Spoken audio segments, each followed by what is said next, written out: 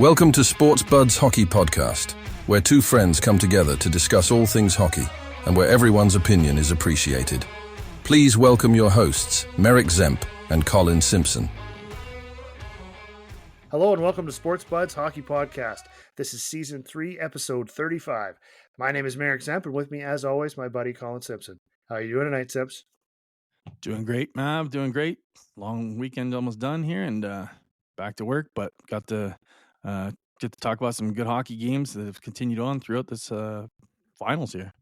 Oh man, what a series already. I would have obviously preferred a little bit different result in the second game. Not that I'm a homer. I'm just saying I do lean towards one team more than the other, I suppose. But yeah, it was really good hockey, really good game, and lots of highlights. What did you see, Sims? Tell me, what was the first thing that kind of stood out for you watching this? Well, unfortunately, I did not get to see it live. I ended up watching a few different highlight packages in order to catch up. I had some people over. But as per, like we talked about before, where we left off from last year's final, game one, we were set to a treat, showing us what type of series the tone was set for. And game two just didn't disappoint at all. You're getting more of the same. Two of the most even match teams across the board at any given time. Obviously, it can flip the script real quick. It does look like there was an early penalty from Kane. That doesn't obviously set the tone right when you're probably coming out. And sometimes that happens, though, on home teams, I feel like, because you just get so much of the crowd and emotion and you get kind of maybe sometimes too pumped up. Now, I didn't see what penalty it was, but I'm just saying I would say more often the home team will get nailed by a penalty like this than a road team. It was kind of a big hit, and then he sort of followed through and his stick caught him as he kind of hit and finished. So it was a high sticking penalty off of a big hit. So yeah, exactly that. And so that obviously puts them behind the 8-ball early because I think Florida scores on that first power play, which is something you don't want to do is get behind. I know obviously with the Oilers have made ample amount of comebacks this year. So in no way do I think that's going to deter them completely. They're going to take it in stride and keep coming back at the other team. Yeah, and in reality, that was the start of it. It was a penalty-filled first period, again, just like the one before it. Obviously, they're, I guess, trying to set the tone, trying to establish where they want to be, but it was also a goal-scoring just mecca in the first period. You don't see it very often, but a couple teams just battled back and forth, went hard at it, and it was 3-2 after the first period with, I want to say 15, 16 penalties, something like that in the first period. So a lot of physical play, a lot of retaliation, a lot of everything really, and goals to go with it. So it was nice to see. Yeah, and like indicative of what I was talking about, how close these two teams are. Obviously, the next goal was Kane kind of making up for his penalty, getting a goal. But if you kind of walk down the scoreline as you're talking about what it was at the end of the first period, it seems like they're constantly always trading leads or trading goals, I should say. Sometimes maybe not changing the lead, but it's never like 2 or 3 from one. It feels like just no one can take a stranglehold. I'll score, you score. I'll score, you score, and kind of like, well, last man standing gets it, right? But it's making for the most exciting hockey because you never have that feeling like a game's run away where you would be like, okay, this one's over. I'm going to get up and go do something else, because they are just counterpunching each other like crazy. And you just don't know what's going to be the next play. So that's made it even better compared to even a ending score line of like a team was up 4-0. And in the last 20 or like the last 6 minutes, they score 4, which means that 6 minutes is exciting as crap, right? Like, that's amazing. But then the rest of the game, you just were kind of like, well, this one's done. It's over, etc. But these guys just refuse to let more than an inch get between them. And it's made for really great hockey. Well, and I mean, it's been exciting. Obviously, the goals, overtime, all of that, has been really good. It's also been, a couple teams that don't see each other too often during the year, but they're definitely a little angry, a little bitter at each other. Obviously, they're either carrying feelings from last year or maybe just from this year, just starting out, because there's a lot of retaliation, a lot of everything.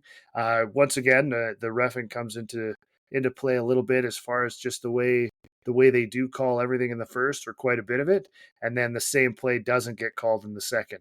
And I know we've talked about this a few times, where as much as you appreciate, put the whistles away, let them play it and everything else, if you're going to call a guy Okay, you get one cross check and then that's it.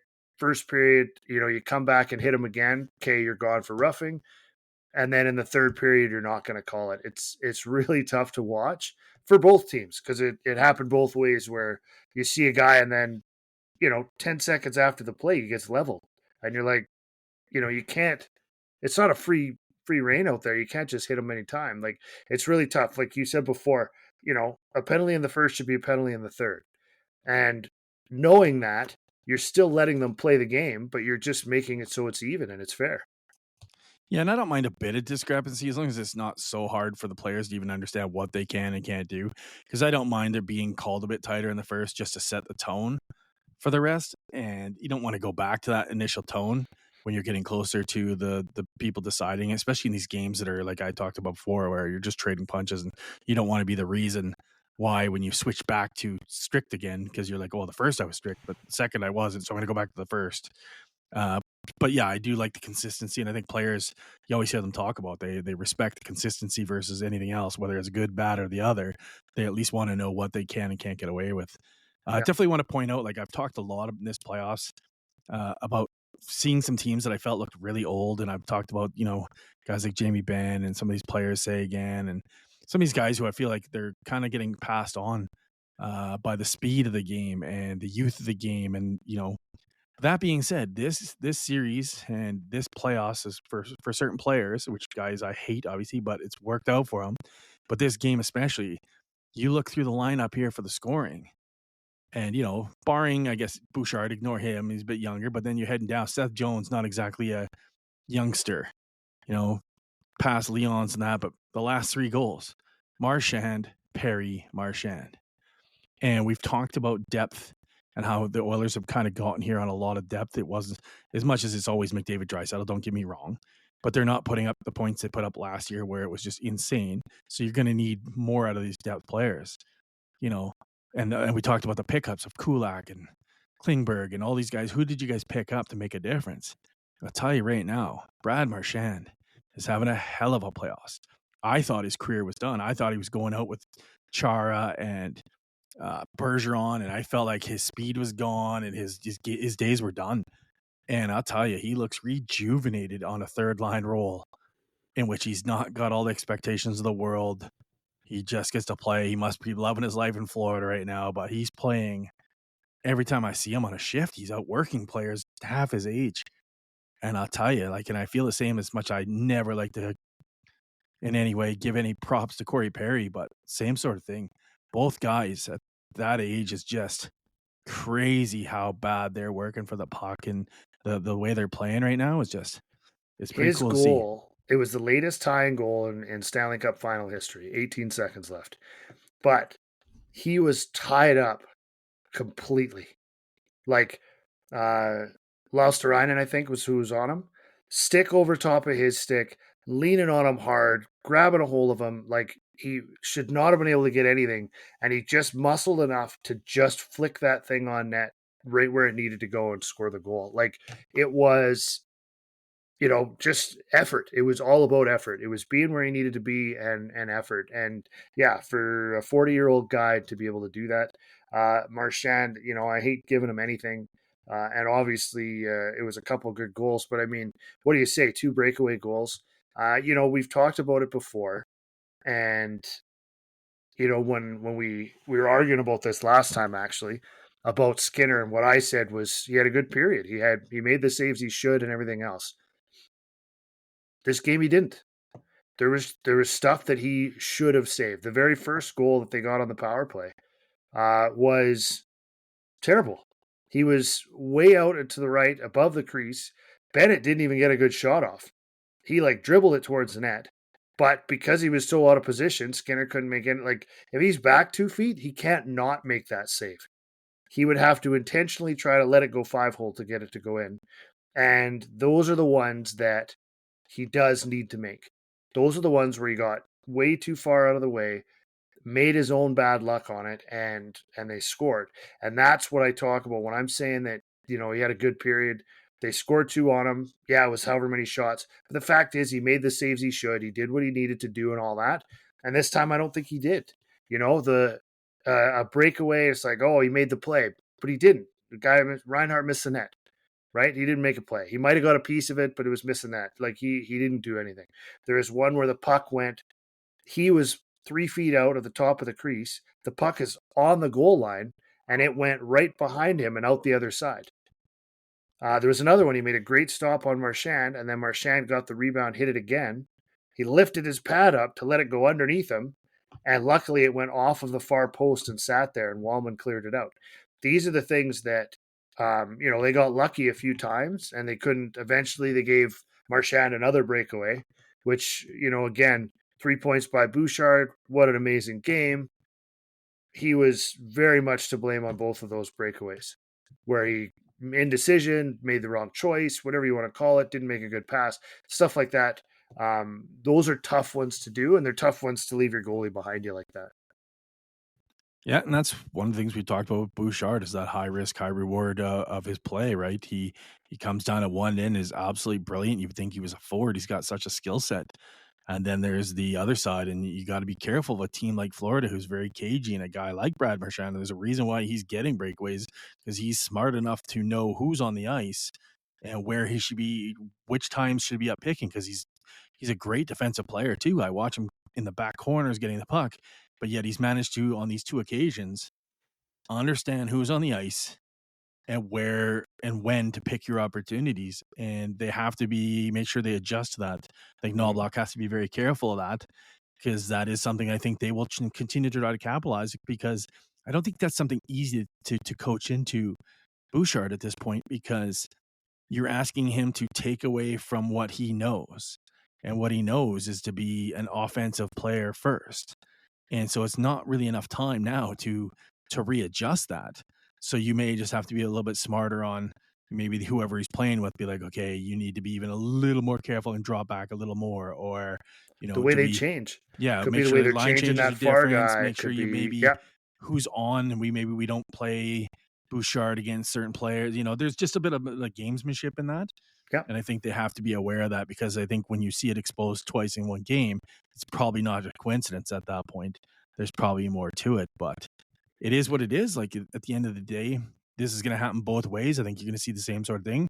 I think you're going to see the other team get caught on breakaways, because we talked about it before even coming on the show. We were talking about the fact that Florida's defense loves to come up on the exit from the Oilers when they're trying to come out. They like to bring their defenseman high and throw that initial big hit.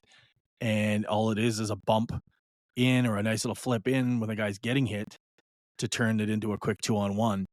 Yeah. And so both teams have to be aware that they're so evenly paced against each other that, these little details, and you're only going to get certain chances. So you're trying to make the most of when you get them. And, so you don't want to give up breakaways, even if you think you've played well the rest of the way.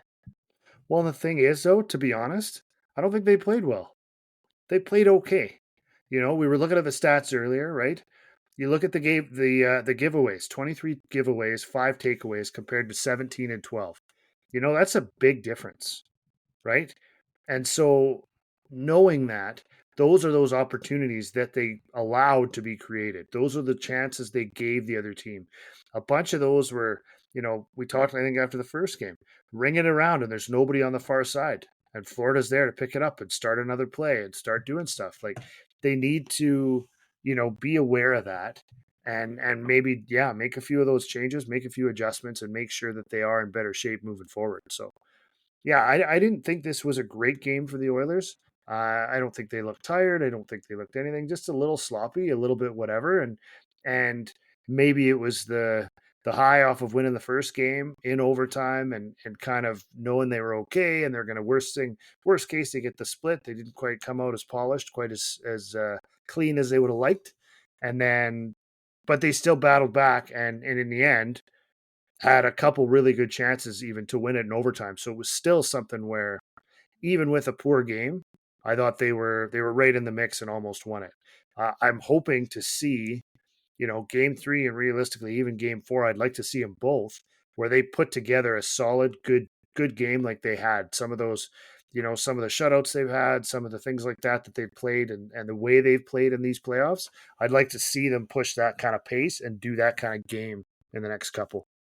Yeah, I feel like in order to go to Florida and have success, because I think Florida's a really strong home team, I think they're going to amp up their hitting compared to even what they've done so far.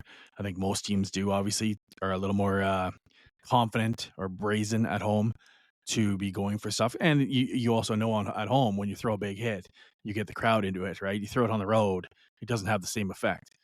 So I think you're going to see more of that. So I think where the Oilers' success will come from if game three will be exactly like I just said there. Utilize knowing the fact that guys are going to push up a little higher than they maybe need to, going for the hits, and stay a bit closer to each other for quick little bumps, right? Be guys coming up high, have a guy so you can just do a little quick bump into him. Don't have to make a long play, don't have to dump it in, and then get that speed through the neutral zone at that point. And I think you're going to see some odd man rushes that way. And I think that's one of the best ways to beat Florida, in my opinion. Mhm.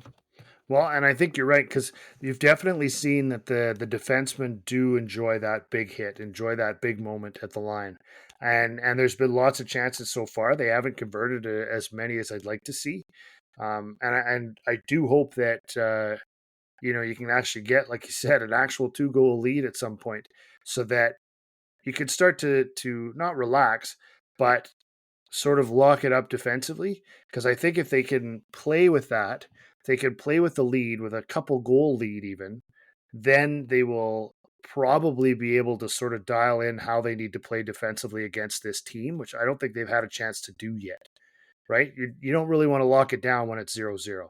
You want to lock it down when it's 3-1. You got a period to go.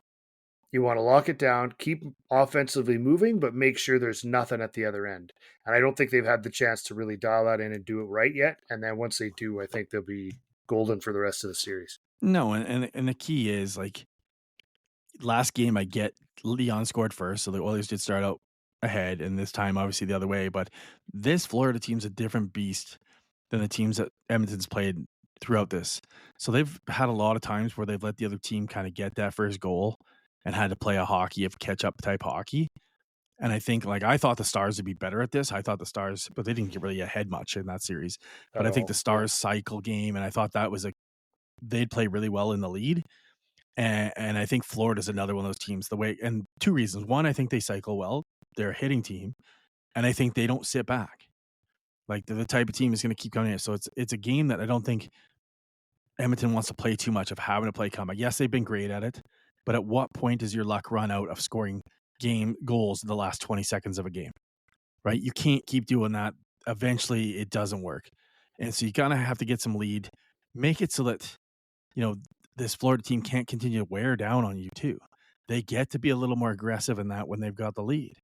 If they're playing catch up, they can't hit as much.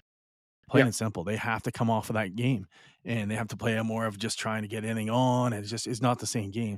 So I think it's really important for them to get a lead. Make Florida, like you said, not just a 1-goal lead either.